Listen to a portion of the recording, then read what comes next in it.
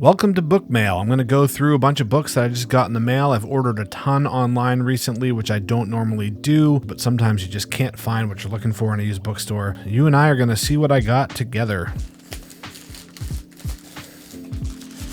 Oh, very cool. Okay, so this first one, Into Darkness, this is a nonfiction.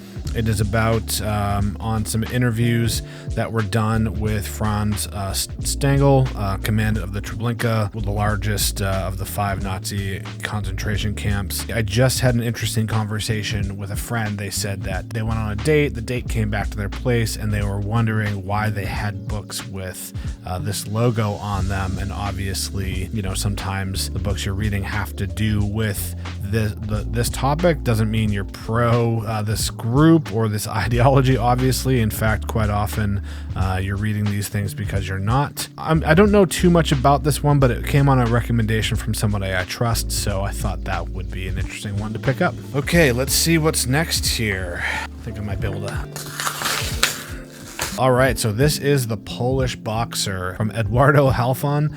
This is on my Read the World list. Yeah, so this is actually from Guatemala, a Guatemalan author. This just was on some list I found online. Someone else had done a Read the World challenge, and they thought that this was a good book, and so I put that on my list after reading a brief synopsis of it. Very annoyed by this. I really hate it when booksellers put stickers on books. Although this is funny, this is from the Fitchburg Public Library in Fitchburg, Mass. And I live in New Hampshire, so this isn't too... Fitchburg is quite a ways from where I am, but it's funny that this probably got shipped from like Arizona or something like that, and it came from a library in Massachusetts. So at some point I'll have to clean these up a little bit. But you can tell this isn't a very popular book because it's got that kind of like self-published feel to the binding and the materials, but that doesn't mean it'll be a bad book. So okay, let's see what's next. This one came from Thrift Books.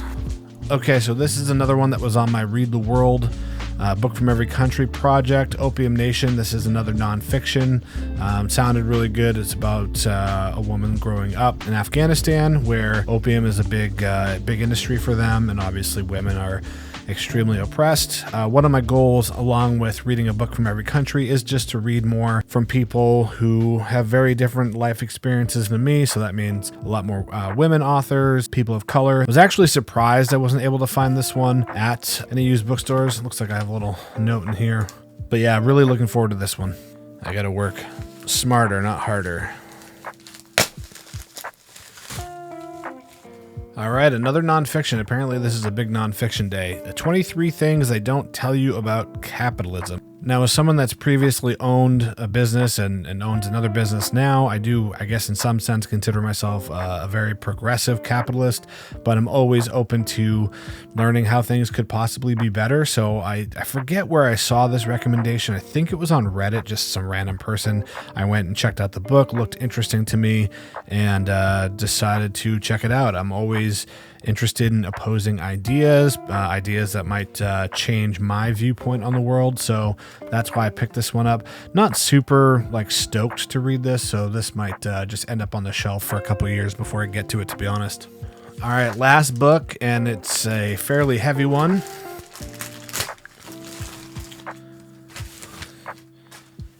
And it is, Musashi. So this is fiction, and I've been looking for this book for a while now, probably about a year.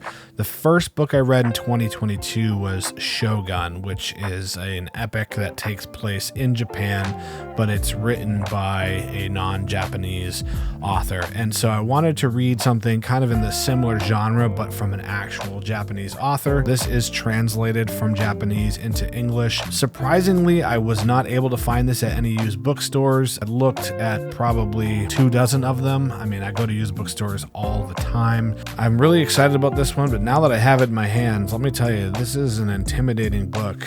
960 odd pages, just under 1,000 pages, and these are obviously tall pages with very, very small text. This will be one that I'll have to set aside some time for sure. I didn't need this to tick off my book from every country goal. I mean, I've read several works from Japan, from actual Japanese authors.